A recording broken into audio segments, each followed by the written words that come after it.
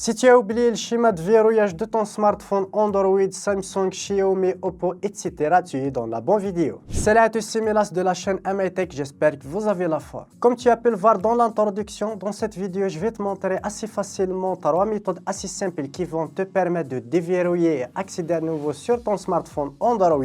J'essaie à chaque fois de proposer 3 solutions récentes qui vont vous permettre de le faire. Mais avant de passer aux solutions, n'hésitez pas à liker la vidéo, de la partager avec vos amis, de vous abonner à la chaîne, c'est très important pour m'aider à améliorer la chaîne, de vous abonner et activer la cloche pour être notifié de chaque nouvelle vidéo et sur ce on passe directement aux solutions.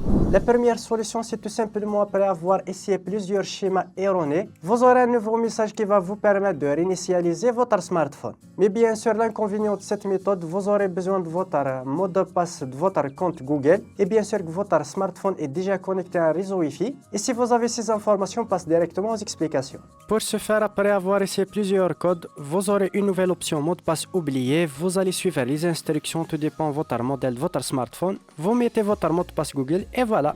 La deuxième solution qu'on va voir, c'est tout simplement grâce à une fonctionnalité de Google, localiser mon smartphone. C'est une fonctionnalité de Google qui va vous permettre de localiser votre smartphone, verrouiller votre smartphone en cas de vol et aussi réinitialiser votre smartphone si vous avez oublié le schéma de verrouillage de votre smartphone. Je vais vous mettre le lien dans la description pour accéder directement à ce service et je vais vous expliquer tout ça. On va directement sur Google, cliquez sur localiser mon smartphone, vous cliquez sur le site officiel de Google. Vous allez sélectionner votre smartphone, pour mon cas c'est le premier Galaxy A10s, je vais cliquer dessus. Là on a 3 options, faire sonner, sécuriser l'appareil si en cas de vol bien sûr. Pour notre cas, on va choisir l'option effacer les données de l'appareil pour le réinitialiser et effacer le contenu. On va cliquer dessus. Puis directement on va mettre notre mot de passe de notre compte Google. Je vais le mettre directement, on va cliquer sur suivant. On sera redirigé sur cette page. On va cliquer tout simplement sur effacer les données de l'appareil. On va cliquer sur effacer. Automatiquement, le smartphone va être réinitialisé. L'opération peut prendre quelques secondes. Vous attendez un petit peu, puis tout simplement, vous allez configurer votre smartphone assez rapidement pour à nouveau accéder à votre smartphone. La troisième solution, c'est aucune de ces méthodes gratuites ne marche avec votre cas, c'est d'utiliser un logiciel professionnel qui va vous permettre de le faire assez facilement. Et pour ce faire aujourd'hui, on va utiliser un logiciel Droid Kit qui va vous permettre de déverrouiller votre smartphone assez facilement, que ce soit le code d'accès, le schéma, l'empreinte, l'identification faciale, etc. Il y a plein de fonctionnalités grâce à ce logiciel que je vous laisse découvrir, par exemple réparer le système de votre smartphone et plein d'autres fonctionnalités utiles. Toutes les informations liées à téléchargement dans la description et sur ce on passe directement aux explications. Voici la page officielle iMobile pour télécharger Droid Kit. Vous pouvez directement le télécharger que ce soit sur Windows ou sur Mac. Vous pouvez voir les tarifications, les options qu'il propose. De toute façon, vous aurez toutes les informations sur le site officiel. On va le télécharger, on va l'installer directement sur notre PC. Voici directement l'interface du logiciel. Comme tu peux le voir ici, simple, intuitif, très élégante. On a les options de déverrouillage d'écran directement, la première option. Contournement FRP, récupération de données. Vous avez des extracteurs de données, des gestions de données, réparateurs OS firmware de votre smartphone, etc. Pour notre cas, on va tout simplement connecter notre smartphone à notre PC, puis sélectionner la première option, déverrouillage d'écran. Puis on va cliquer tout simplement sur commencer juste ici.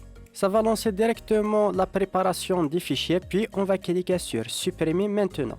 Là, on a des instructions à suivre sur notre smartphone. Pour ce faire, rendez-vous directement votre smartphone, appuyez sur diminuer le volume et le bouton latéral pour forcer votre smartphone à s'éteindre. Dès que votre smartphone s'éteint, appuyez sur le bouton augmenter le volume puis le bouton latéral aussi. Restez jusqu'à ce que le mode de récupération se fait directement sur votre smartphone. Ça prend entre 10 et 15 secondes, comme tu peux le voir ici. Sur le logiciel, on va cliquer tout simplement sur la flèche en vert pour suivre la procédure. Il va nous demander directement avec le bouton diminuer le volume, on descend jusqu'à Wipe Data Factory Reset. On va cliquer avec le bouton d'allumage, puis sur rétablir la configuration d'usine. On valide, on attend un petit peu, puis on va sélectionner la première option Reboot System New pour redémarrer bien sûr le smartphone. Le premier redémarrage peut prendre un certain temps, soyez un petit peu patient. Ça prend quelques secondes, entre 30 à 1 minute. Et là, on peut directement configurer le smartphone. Comme tu peux le voir, je peux directement le configurer sans avoir besoin du code d'accès. Je vais cliquer sur ignorer. Là, je peux le configurer assez rapidement, comme tu peux le voir. Je peux cliquer ici, puis tout simplement, on n'a pas besoin de code d'accès. Je peux directement le configurer avec un nouveau code par exemple, ou bien directement cliquer sur ignorer pour ne pas mettre ni de code, ni d'empreinte, etc. pour le faire assez plus tard. Comme tu peux le voir, je vais terminer assez rapidement la configuration. Et là, je peux directement accéder à mon smartphone et je peux aller directement dans les paramètres pour mettre un nouveau code, un nouveau schéma, etc. C'est assez facile grâce au logiciel.